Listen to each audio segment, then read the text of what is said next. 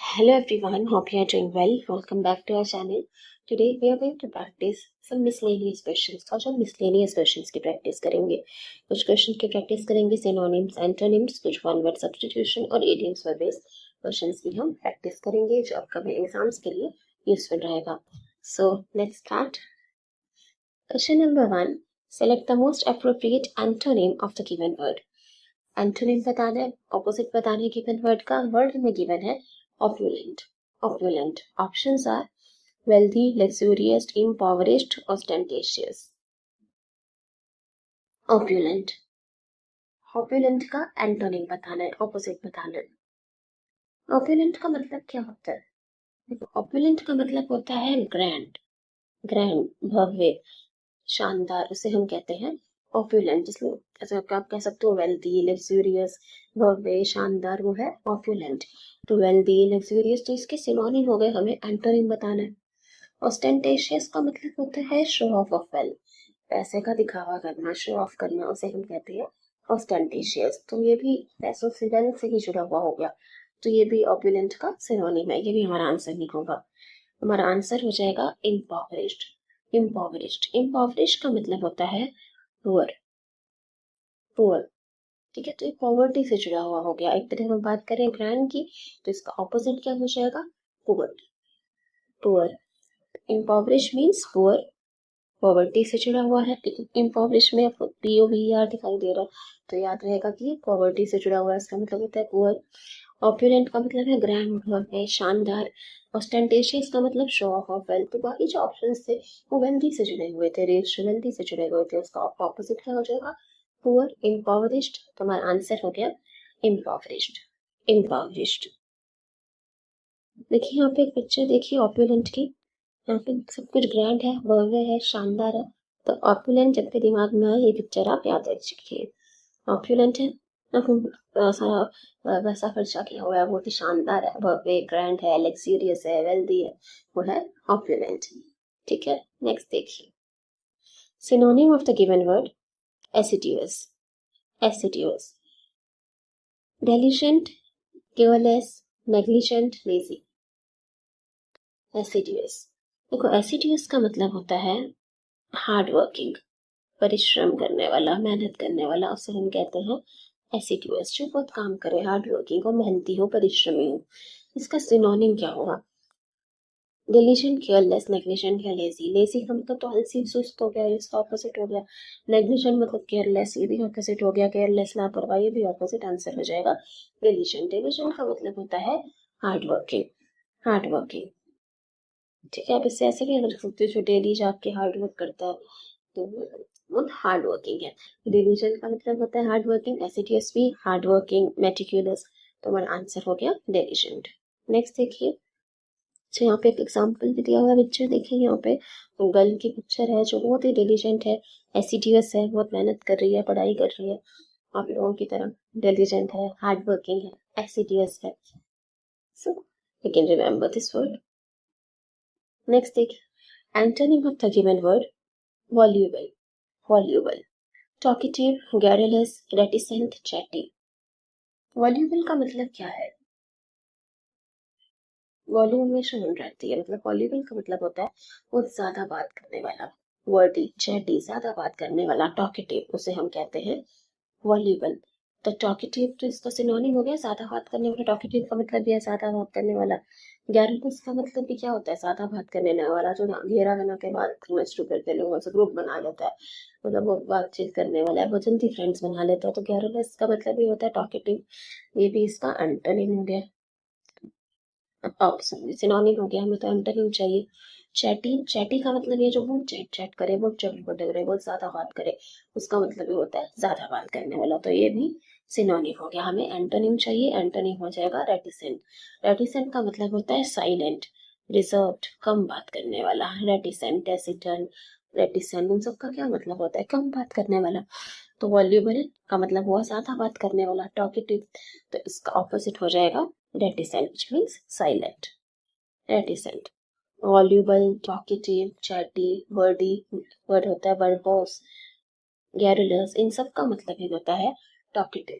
Talkative जो ज्यादा बात करे. और रेटिसेंट, रिजर्व्ड, साइलेंट, एक वर्ड होता है आपने कई बार देखा होगा टेसिटन। टेसिटन का मतलब ही होता है कम बात करने वाला, जो सिर्फ अपनी टर्न आने पर ही बात करता है, ज्यादा बात नहीं करता। ठीक है, चलिए नेक्स्ट देखिए। Synonym of the given word conflagration. Conflagration, fire, peace, disaster, storm.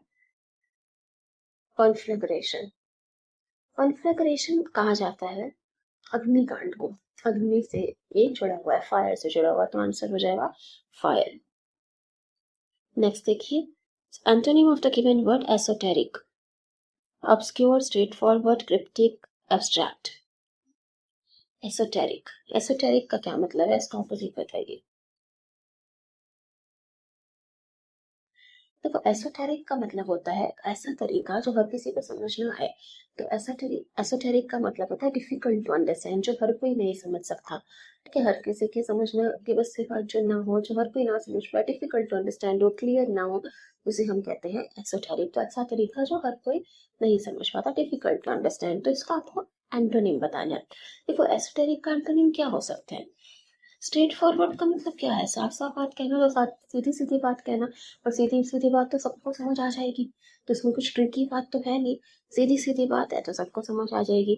तो एसोटेरिक डिफिकल्ट टू अंडरस्टैंड, और स्ट्रेट फॉरवर्ड हो गया जो सबको समझ आ जाए, इजी टू अंडरस्टैंड, सीधी सीधी बात करना। तो एसोटेरिक का एंटोनिम हो गया स्ट्रेट फॉरवर्ड। Straight forward. बाकी वर्ड्स का मीनिंग देख लेते हैं। ऑब्सक्योर का मतलब होता है नॉट क्लियर। अभी तक स्कोर क्या है ये टीम ने क्लियर नहीं किया। देखो ऑब्सक्योर का मतलब होता है नॉट क्लियर, जो समझ ना आए, डिफिकल्ट टू अंडरस्टैंड, जो स्पष्ट ना हो, अस्पष्ट। तो एसोटेरिक का ये सिनोनिम है। क्रिप्टिक का मतलब होता है मिस्टीरियस, डिफिकल्ट टू अंडरस्टैंड, जो समझने में मुश्किल हो। ठीक है, रहस्यमय हो, गुप्त हो, मिस्टीरियस हो, उसे हम कहते हैं क्रिप्टिक। क्रिप्टिक। स्ट्रेट फॉरवर्ड का मतलब होता है सिंपल, क्लियर, जो साफ है, स्पष्ट है, सीधी सीधी बात जो सबको समझ आ जाए, वो है स्ट्रेट फॉरवर्ड। तो एसोटेरिक का एंटोनिम हो जाएगा स्ट्रेट फॉरवर्ड। नेक्स्ट देखिए, यहाँ पे वन वर्ड सब्स्टिट्यूशन के क्वेश्चन है। The study of coins and medals is known as. Coins और मेडल्स की स्टडी को क्या कहते हैं। Cartography, numismatics, epigraphy, cryptography. Coins and medals की स्टडी। देखो कॉइन्स और मेडल्स की स्टडी को कहा जाता है numismatics. Numismatics study of coins and metals. आप कॉइन्स नंबर से याद रख सकते हो, एनी वन आता है इसमें, तो नंबर से जुड़ा हुआ कॉइन पे कोई ना कोई नंबर लिखा होता है, तो न्यूमिस्मेटिक्स हो गया study of coins and medals. Study of coins and medals. बाकी ऑप्शन देखते हैं। Cartography is the art of making maps, नक्शा बनाने की, मैप बनाने की जो कला है वो होता है कार्टोग्राफी। कार्टोग्राफी मैप से जुड़ा हुआ है। Epigraphy means the study of inscription engraved on stones metal, मतलब स्टोन पर, पत्थरों पर, मेटल पर जो खुदाई होती है उसको जो पढ़ते हैं, उसको पढ़ने को हम कहते हैं, उस इंस्क्रिप्शन को पढ़ने को कहा जाता है एपिग्राफी। एपिग्राफी जो इंस्क्राइब किया गया है टॉन्स पे, स्टैचूज पे, स्टोन्स पे। क्रिप्टोग्राफी, क्रिप्टोग्राफी क्या है, breaking secret codes. Secret codes movies में दिखाते हैं ना, कोड लैंग्वेज कोड्स, उस कोड को जो ब्रेक करने का आर्ट है उसको कहा जाता है क्रिप्टोग्राफी। क्रिप्टोग्राफी। ठीक है, क्रिप्टिक अभी हमने देखा था, क्रिप्टिक का मतलब होता है मिस्टीरियस, रहस्यमय, गुप्त। क्रिप्टिक है जो गुप्त है, रहस्यमय है, जो साफ जाहिर नहीं है, स्पष्ट नहीं है, छुपा हुआ है, गुप्त है, तो उसको कोड को ब्रेक करके पढ़ना, उस आर्ट को कहा जाता है cryptography. Cryptography. Epigraphy inscription engraved on stones metal, और कार्टोग्राफी है आर्ट ऑफ मेकिंग मैप, नक्शा बनाने की जो कला है। तो हमारा आंसर हो जाएगा numismatics, study of coins and medals. Of number से याद रख सकते हो, कॉइन से जुड़ा हुआ है न्यूमिस्मेटिक्स। नेक्स्ट देखिए, यहाँ पूछा है फेयर ऑफ ओपन स्पेसेस, जो खुली जगहों से डर लगता है, उस फेयर को क्या कहते हैं, उस डर का नाम क्या है। देखो इन सब में फोबिया है, सारे ऑप्शन में फोबिया का मतलब होता है फेयर। फेयर, तो यहाँ पे भी आपको ये रूट वर्ड फोबिया देखिए, उसका मतलब फेयर है, किसी न किसी तरह का डर है। ओपन स्पेसेस के डर को क्या कहा जाता है, जेनोफोबिया, क्लोस्ट्रोफोबिया, एक्रोफोबिया, एगोराफोबिया। देखो जेनोफोबिया होता है फियर ऑफ स्ट्रेंजर्स, और फॉरेनर से, जो विदेशियों से या अपरिचित व्यक्ति से किसी को डर लगता है, स्ट्रेंजर से, फॉरेनर से जो डर लगे, उसको हम कहते हैं जेनोफोबिया। जेनोफोबिया मतलब जिनको हम जानते नहीं हो या अलग देश से जो है उनको उनसे जुड़ा हुआ जो एक डर है उसे कहा जाता है xenophobia. Fear of strangers, foreigners, उसे कहते हैं हम जेनोफोबिया। तो ये ओपन स्पेसेस का फेयर नहीं है। क्लोस्ट्रोफोबिया तो नाम नहीं लिखा, क्लोज तो बंद जगहों का डर। फेयर ऑफ क्लोज स्पेसेस, कई लोगों को बंद जगह पे रहने से डर लगता है, जैसे किसी रूम में लॉक कर दो तो उन्हें डर लगता है, एंजाइटी होने लगती है। तो claustrophobia the fair of close spaces, बंद जगहों का डर। या तो ओपन स्पेसेस पूछा है। एक्रोफोबिया, एक्रोफोबिया होता है फेयर ऑफ हाइट, हाइट से, ऊंचाई से जो डर लगे उसे हम कहते हैं एक्रोफोबिया। ऐसे कई लोगों को ऊंचाई से नीचे देखने में भी डर लगता है, ऊंचाई से डर लगता है, तो है एक्रोफोबिया। यहाँ पे पूछा था फेयर ऑफ ओपन स्पेसेस, हमारा आंसर हो गया agoraphobia. Agoraphobia, agoraphobia is fair of open और क्राउडेड प्लेसेस, मतलब भीड़ बड़े बड़ी जगहों पर खुली जगह से जो डर लगे उसे कहा जाता है agoraphobia. Acrophobia fair of Heights, xenophobia fear of strangers or foreigners, claustrophobia is fear of closed spaces, नाम नहीं है क्लोस्ट्रो, और एगोराफोबिया भी याद रखिए, fear of open और crowded places। ठीक है, नेक्स्ट देखिए, study of handwriting and character analysis. तो कई लोग क्या करते हैं, राइटिंग से उनको इंसान की पर्सनालिटी के बारे में, करेक्टर के बारे में पता लग जाता है कि वो किस तरह से सोचता है, व्यक्ति इमोशनल है कि नहीं, कैसे डिसीजन लेता है। तो राइटिंग से कुछ पता लग जाता है एनालिसिस करके, जो हैंड राइटिंग एक्सपर्ट होते हैं वो जान लेते हैं। तो स्टडी ऑफ हैंड राइटिंग और करेक्टर एनालिसिस, उसके लिए हम कौन से टर्म यूज करते हैं? जेनियोलॉजी, graphology, numerology, chronology.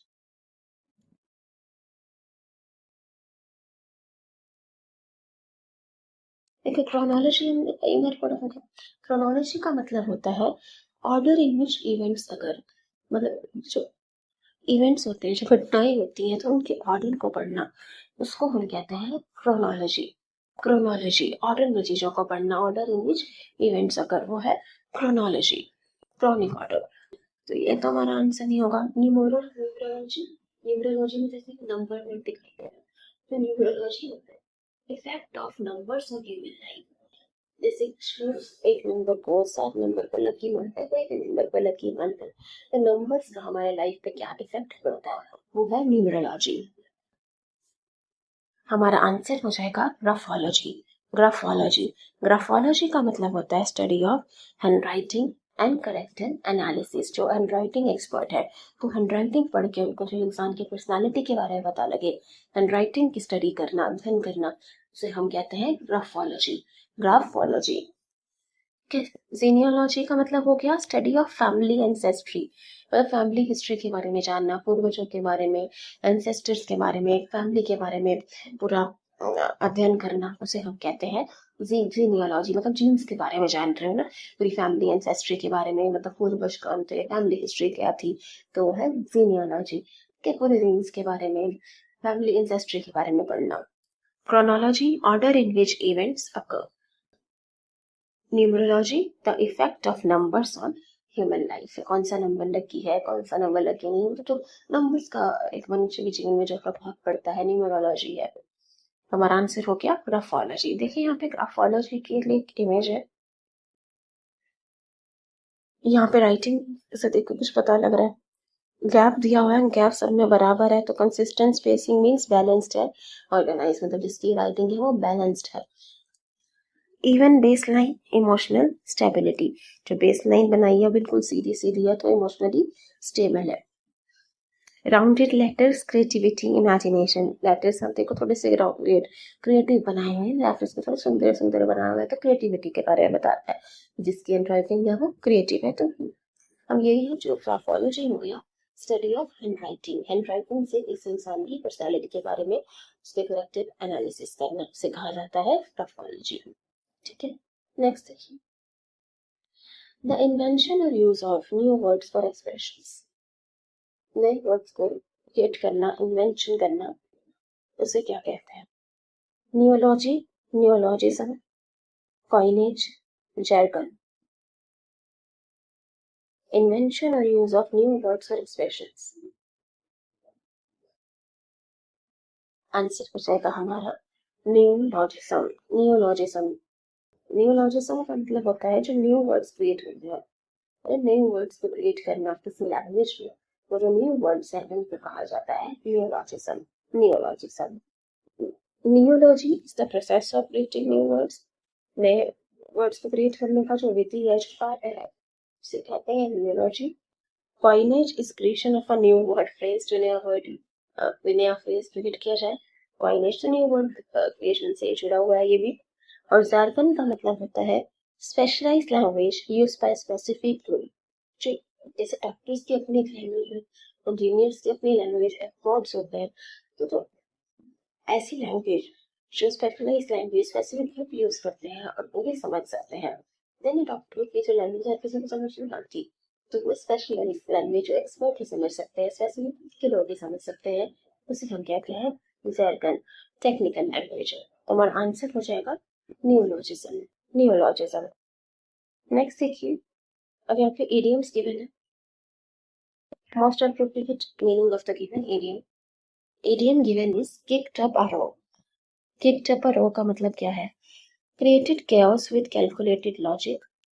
Reacted aggressively in a social setting. Silently withdrew from a discussion. Avoided confrontation altogether. Kicked up a row. Kicked up a row का मतलब क्या है? Kicked up a row का मतलब होता है reacted aggressively in a social setting. मतलब सामाजिक चल रहा था सेटिंग, उसमें एकदम से भड़क जाना, गुस्से से रिएक्ट करते रहना, उसे हम कहते हैं किक अप रो। जैसे एक रो में लोग खड़े थे, आराम से किसी ने रो में एक दूसरे को किक कर दिया, एक दूसरे को गुस्सा दिखाने लगे, सोशल सेटिंग में एग्रेसिवली रिएक्ट किया, गुस्से से रिएक्ट किया, तो उसे कहा जाता है kick up row. Reacted aggressively in a social setting. React aggressively in a social setting. Next देखिए, make ends meet. Make ends meet का मतलब क्या है? To achieve great financial success, to manage one's expenses with one's income, to borrow money from multiple sources, बहुत सारा पैसा उधार ले लेना, टू बिकम वेरी वेल्दी, एकदम से अमीर हो जाना। मेक एंड्स मीट का मतलब क्या है? इज मेकिंग एंड्स मीट मतलब to manage one's expenses with one's income, मतलब अपने खर्चे पूरे कर पाना अपनी कमाई से, जैसे तैसे वो खर्चा निकाल पाना अपनी इनकम से कहा जाता है make ends meet. To manage one's expenses with one's income, make ends meet. Is working to make ends meet, तो काम कर रहा है ताकि वो अपने खर्चे निकाल सके अपनी इनकम में से। चलिए नेक्स्ट देखिए, birds of a feather flock together. इसका मतलब क्या होता है?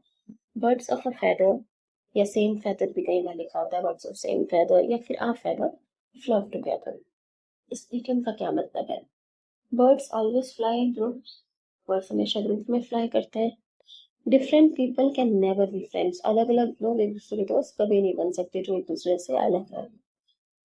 Only rich friends can make friends with rich people, rich लोगों के, अमीर लोगों के दोस्त अमीर लोग ही हो सकते हैं। या फिर people with similar interest or characteristics tend to associate with each other. ऐसे लोग जिनके एक जैसे इंटरेस्ट है, जिनके इंटरेस्ट मिलते जुलते हैं, रुचियां मिलती हैं, इनकी पर्सनालिटी एक जैसी है, कैरेक्टरिस्टिक्स नेचर एक जैसा है, वो एक दूसरे से रिलेट कर सकते हैं, कनेक्ट हो सकते हैं। तो words of a feather flock together का क्या मतलब है? Birds of a feather flock together मतलब होता है people with similar interests or characteristics tend to associate with each other.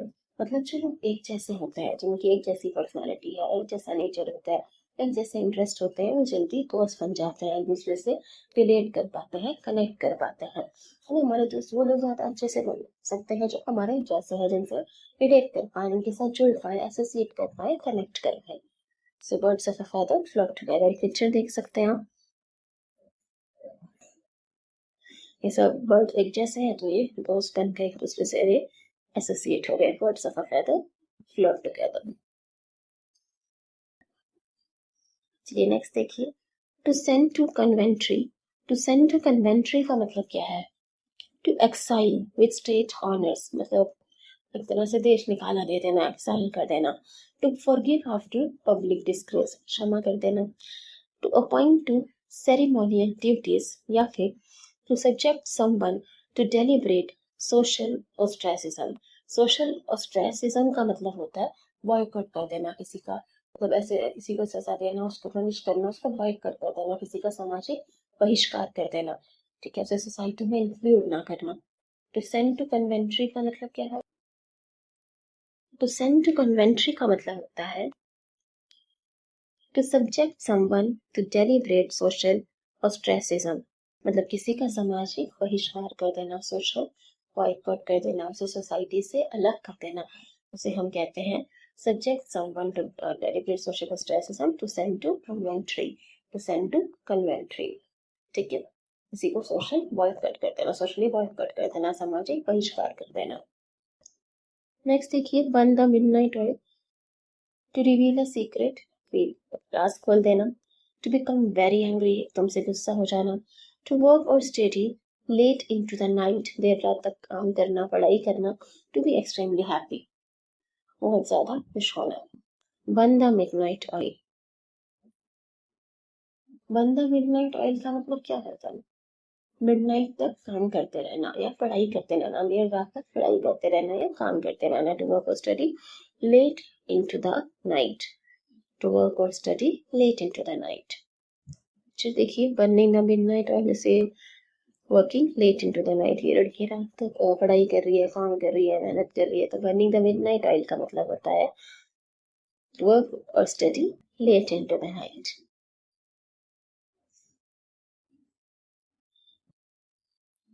Thank you everybody. Thanks for watching. Please share and subscribe. All the best for your exams. Thank you.